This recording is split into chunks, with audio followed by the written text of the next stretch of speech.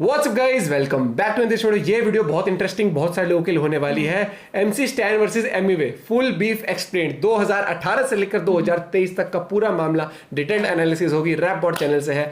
Original video का link description में। ऐसी amazing hip hop related videos आप देख सकते हो चैनल पे।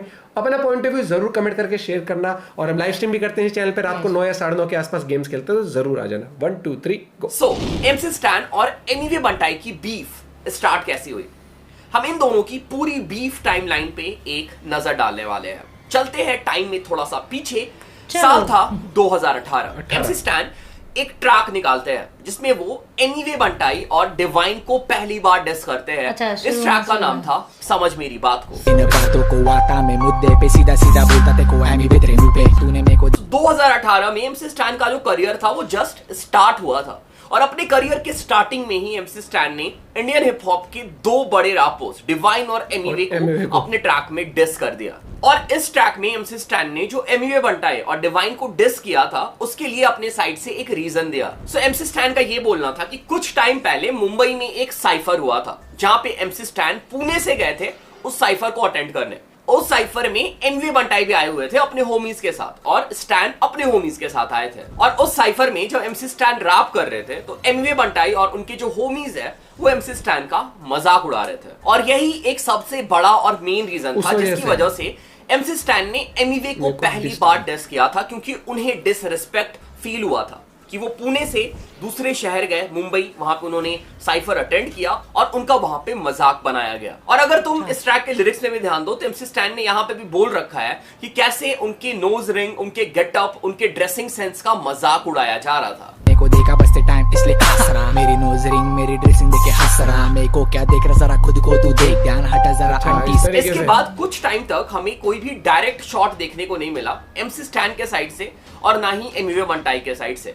पर बीच में एमिवे बंटाई का एक ट्रैक ड्रॉप हुआ था। अगर तुम्हें गली बॉय मूवी याद है ना, तो उस मूवी में भी ये ट्रैक यूज हुआ है। इस ट्रैक का नाम है कड़क बन। कड़क बन मत बन तू ठोकला, सिर्फ पटेली तू मारता है अंदर से खोखला बाकी। और इस ट्रैक में एमिवे बंटाई ने अपने ऑप्स के ऊपर शॉट्स ले रखा है। कोई भी डायरेक्ट शॉट MC स्टैन के ऊपर नहीं है। पर उस टाइम पे अगर हम देखें तो MC स्टैन भी तो एमिवे बंटाई के ऑप्स थे, मतलब काइंड ऑफ ये MC स्टैन के लिए डिस था। और इसके बाद इस ट्रैक का रिप्लाई हमें MC स्टैन के पहले ऑफिशियल ट्रैक जो उनके YouTube चैनल पे अपलोडेड है, बहुत ही पॉपुलर ट्रैक है, ट्रैक का नाम है वटा, उसमें देखने को मिला। मेरे को बोलते ये कड़क बन, मैं पहले से कड़क, तू मारत बन। सो अभी तक MC स्टैन और एमिवे बंटाई के बीच जो चीजें थी वो उतनी ज्यादा ऑल आउट नहीं गई थी। काइंड ऑफ हमें सबलिमिनल्स या फिर इनडायरेक्ट शॉट्स ही देखने को मिल रहा था।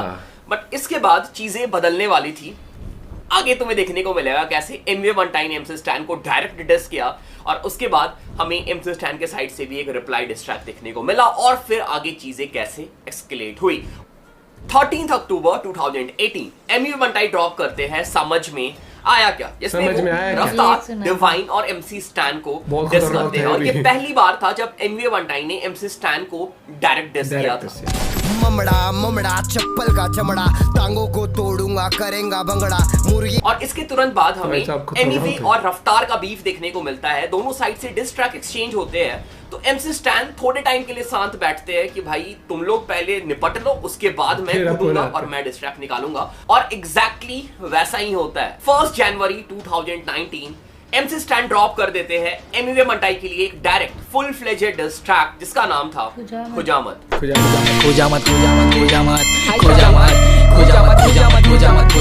This was more than 5 minute long track जिसमें MC स्टैन ने एमिवे बंटाई का ना ही सिर्फ मजाक उड़ाया, मल्टीपल एलिगेशंस लगाए, मिमिक किया और इसके साथ साथ इस ट्रैक में एमिवे के लिए ढेर सारा अब्यूज भी था। तुझे बहुत पाए तुला समझत का ना, मेरी माँ मेरे को खाने में हिप हॉप खिलाए, तेरा हिप हॉप से संबंध नहीं दूर तक आए, तेरे बाप का था। इस ट्रैक में इनिशियल टाइम पे तो बहुत ही मिक्स्ड रिएक्शन है। MC स्टैन को बहुत ही ज्यादा हेट मिला क्योंकि MC स्टैन उस टाइम पे उतने बड़े नहीं थे, ठीक है, उनका एक दो ट्रैक ही ड्रॉप हुआ था उसके पहले, सो उनका फैन बेस उतना बड़ा नहीं था। और जैसे जैसे टाइम आगे बढ़ा ये जो ट्रैक था ये लोगों के बीच ग्रो हुआ। सो इस ट्रैक के ड्रॉप होने के बाद ऐसा लग रहा था कि शायद हमें एमिवे बंटाई के साइड से रिप्लाई ट्रैक देखने को मिलेगा इस ट्रैक का, बट ऐसा नहीं हुआ। एमिवे बंटाई ने इस ट्रैक का रिप्लाई ट्रैक ड्रॉप नहीं किया। पर यहां पे इन दोनों की जो बीफ थी वो खत्म नहीं हुई। जब भी मौका मिलता था चाहे वो इंस्टाग्राम लाइव हो, कोई इंटरव्यू हो, तो दोनों एक दूसरे के बारे में बात करते थे, मोस्टली एक दूसरे के ऊपर शॉट्स लेते थे। ज्यादा एमसी स्टैन के साइड्स हमें देखने को मिलता था। एमवी बंटाई ऑलरेडी एक बड़े बीफ में इन्वॉल्व हो गए थे, ठीक है, तो वो बीफ को लेके थोड़े मैच्योर थे, तो वो चीजों को थोड़ा इग्नोर करते थे। फिर धीरे धीरे जैसे टाइम गुजरने लग गया, एमसी स्टैन को सीन में रिस्पेक्ट मिलने लग गया। साल 2020 के एंड में उन्होंने अपना स्टूडियो एल्बम, पहला स्टूडियो एल्बम ड्रॉप किया, जिसका नाम था Tadipaar. And this album till now is one of the best album ever we have seen in DHH। MC Stan, जिनको अपने करियर के स्टार्टिंग में बीफ या फिर कंट्रोवर्सी की वजह से फैन बेस मिली थी, उन्होंने एक अपना नया फैन बेस क्रिएट किया अपने टैलेंट के दम। इवन हिप हॉप इंडस्ट्री में एमसी स्टैन को रिस्पेक्ट मिलने लगी। मल्टीपल रैपर्स उनके बारे में बात करने लग गए, उनकी म्यूजिक को कॉम्प्लीमेंट करने लग गए। एमसी स्टैन अपने हिप हॉप का हीरो है, देसी हिप हॉप का हीरो है। For sure. आप हीरो को देखते हो, आप उससे क्यों कनेक्ट होते हो? उसकी सोच किसी से मैच नहीं करती यार। एमसी स्टैन इज मतलब one of the best versatile artist जो मैंने कभी देखा है और सुना है। He is a vibe man. And अगर कुछ लोग अपनी ईगो हटा के अगर उसे सही में और ये सब चीजें हटा के उसे गाइडेंस दे देना, तो he can be the next somebody in hip hop industry. Shout out to him man. Shout out to MC Stan. And yes, MC Stan को भी देख लो कितना खतरनाक लेवल का काम कर रहा है भाई वो बंदा। वटा तू वटा अच्छा काम कर रहा है, पुणे से बहुत तगड़ी फैन फॉलोइंग आज के टाइम पे। I support him. और तुमने ये चीज नोटिस भी किया होगा, जैसे आर्टिस्ट ग्रो करते हैं, अपने म्यूजिक में घुस जाते हैं, इन्वॉल्व हो जाते हैं ना, तो जो पुरानी बातें हैं उससे वो बाहर निकल जाते हैं, उसको वो भूल जाते हैं। और एमसी स्टैन और एमिवे के साथ भी ऐसा ही हो रहा था। अपने बीफ को वो धीरे धीरे भुलाने लग गए। क्या माम बाहर जा रहा थोड़ा, मेरे को अर्जेंट में काम में लेने लगा क्या उसमें से शायद एमिवे का फैन या फिर अपोजिट गैंग। अरे ब्रो मतलब आपले खाला खाला लड़का रे हो, काय ट्रिप कर रहे तुम लोग? मतलब मेरा उसका विषय भलता हो गया, तुम मत नहीं क्या शायद से बोले लो भी कि एमिवे का फैन है ऐसा। एमसी स्टैन से जब पॉडकास्ट में, इंटरव्यू में या फिर इंस्टाग्राम लाइव में एमिवे के बारे में पूछा जाता था, तो वो उन्हें अपनी खाला का लड़का बताते थे। और धीरे धीरे एक ऐसा पॉइंट आ गया था जहां पे इन दोनों की बीफ ऑलमोस्ट खत्म हो गई थी। और शायद तुम लोग को ये बात भी पता होगा कि एमिवे बंटाई की डिवाइन के साथ भी बीफ थी, जो उन्होंने स्क्वैश कर ली। और एमिवे डिवाइन हमें मल्टीपल टाइम्स उसके बाद साथ में भी देखने को मिले हैं, और करंटली भी इन दोनों की, डिवाइन और एमिवे की अच्छी रिलेशन है। इसके बाद साल आता है 2022। दोनों रैपर एमसी स्टैन और एमिवे अपने करियर में अच्छा कर रहे थे। दोनों का एक अपना फैन बेस था जो दोनों आर्टिस्ट को सपोर्ट करता था। 2022 के सेकेंड हाफ में हमें ये न्यूज मिलती है कि एमसी स्टैन बिग बॉस में जाने वाले हैं। MC stand big boss house में इंटर करते हैं, और एमसी स्टैन के एंट्री के बाद से ही पूरा DHH उन्हें सपोर्ट करता है। इवन एमिवे बंटाई के साइड से भी हमें एमसी स्टैन के लिए सपोर्ट देखने को मिलता है।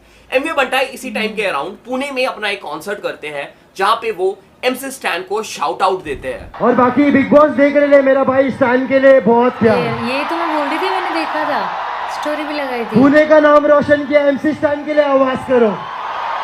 ये हक है उस बंदे को क्या? इसके बाद ही तो समझ नहीं आया था कि उसने क्यों फिर ऐसे बोला। अभी सिर्फ प्यार ही प्यार है हमेशा।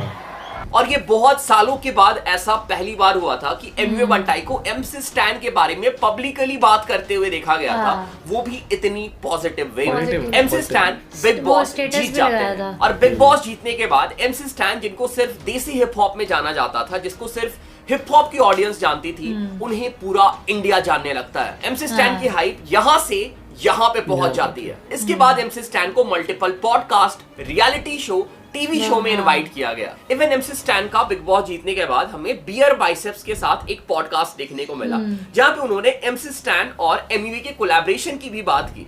मेरे को पता है कि कुछ बीच में मतलब वो तो हो गया, मतलब वो सॉर्ट हो गया कभी बीच, मतलब कभी ऐसे बात नहीं किया, लेकिन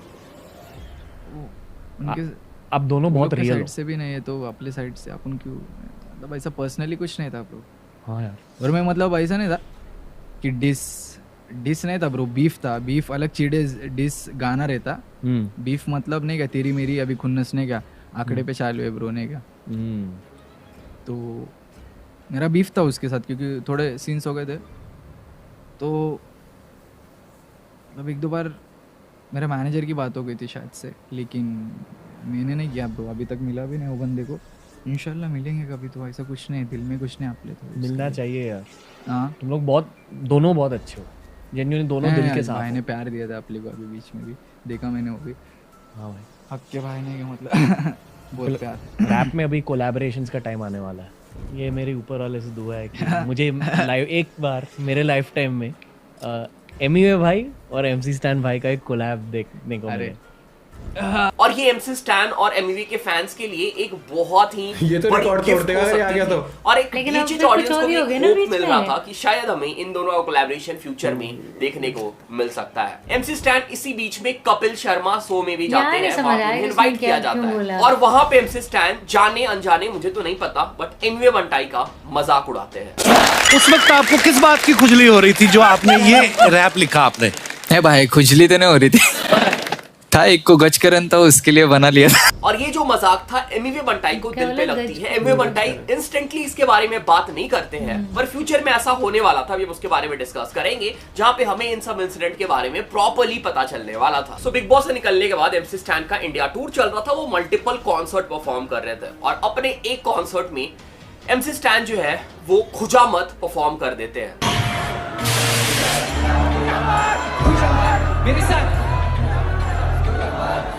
मतलब एमसी स्टैन और एमवी का बीफ ऑलमोस्ट खत्म होने के बाद एमसी स्टैन डिसाइड करते हैं डिस्ट्रैक्ट परफॉर्म करना है स्टेज पे। This was quite weird. और इसके बाद हमें एमवे बंटाई का भी एक कॉन्सर्ट देखने को मिलता है जहां पे एमवे बंटाई एमसी स्टैन के लिए डिस्ट्रैक्ट परफॉर्म करते हैं।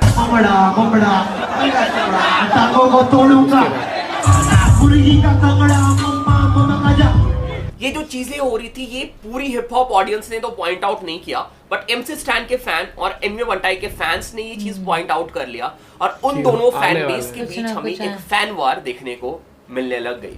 5 जून 2023 को एमवे बंटाई अपनी ऑनगोइंग एल्बम कॉर्ड्स का एक ट्रैक ड्रॉप करते हैं जिसका नाम था king of Indian hip hop, जिसके बारे में तो ऑलरेडी तुम सबको पता है। और इस ट्रैक में एमवे बंटाई अपने करियर में दूसरी बार एमसी स्टैन को डायरेक्ट डिस करते हैं। आप प्यार दिया ते को माफी मांगने तूने कॉल किया, साहब है तू शर्मा जी के शो पे जाके। एमवे इस ट्रैक में बोलते हैं कि मैंने तुमको प्यार दिया था, मैंने तुमको शाउट आउट दिया था, सपोर्ट किया था और तुमने मुझसे कॉल करके माफी भी मांगी थी उस बात के लिए, ठीक है। और भाई उसके बाद जाके तुमने शर्मा जी के शो में क्या किया, तुमने मुझे डस दिया, मेरे अगेंस्ट बातें की, मेरा मजाक बनाया। एंड इवन खुजामत जो 2019 में ड्रॉप हुआ था उसका रिप्लाई हमें एमवे बंटाई के साइड से 2023 में देखने को मिला इस ट्रैक में। और इसके बाद अभी तक हमें एमसी स्टैन के साइड से कोई भी रिप्लाई, कोई भी रिस्पॉन्स देखने को नहीं मिला है। ये देखना होगा क्या एमसी स्टैन शांत बैठते हैं, क्या वो रिप्लाई नहीं करते हैं या फिर उनके साइड से हमें कोई डिस ट्रैक या फिर सब्लिमिनल देखने को मिलता है। डायरेक्ट रिप्लाई ट्रैक तो बहुत कम चांस है देखने को मिलेगा बट सब्लिमिनल 100% सकता है किसी मुझे लग रहा है, मुझे क्या लग रहा है, यकीन है मेरे को कि मिलेगा ही मिलेगा देखने को, ठीक है। बट फिलहाल के लिए यही था पूरा टाइमलाइन। सो ये पूरी सिचुएशन स्टार्ट हुई थी 2018 में एमसी स्टैन के डिस ट्रैक से और अब हम पहुंच चुके हैं 2023 में जहां पे एमवे बंटाई ने डिस ट्रैक ड्रॉप किया है एमसी स्टैन के लिए। So this was it. This was the complete timeline of MC Stan versus MV Bantai beef. तुम कमेंट करके बताओ तुम्हारा फेवरेट रैपर कौन है, MV Bantai और MC Stan, और तुम्हें क्या लगता है कि क्या ये बीफ होनी चाहिए या फिर नहीं होनी चाहिए?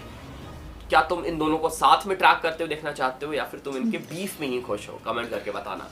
मुझसे अगर पूछोगे जब वो बियर वाइसेस वाला वो तो पॉडकास्ट था, मेरे को ये था कि यार दोनों का अगर कोलैब हो गया तो रिकॉर्ड इतने टूटने वाले हैं, मोस्ट व्यू ट्रैक भी बन सकता है वो, मुझे लगता है। मेरे को लगता है ऐसे हमने बिग बॉस में भी देखा था ना इसको, पहले मुझे लग रहा था कि कपिल शर्मा शो पे मैं भी, उसने शर्मा जी बोला ना, मेरे दिमाग से शर्मा जी निकलता है कि शर्मा जी के शो पे जाके तूने डस दिया ऐसे करके।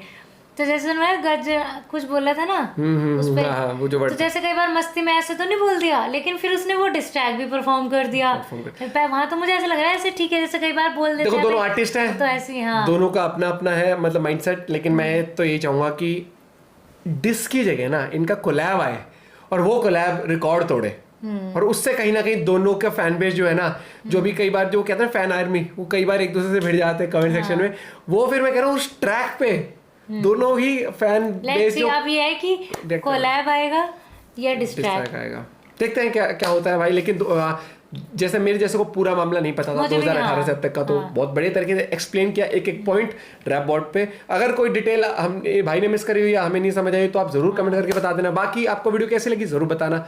मिलते हैं आपसे एक और वीडियो के साथ, बाय बाय, टेक केयर।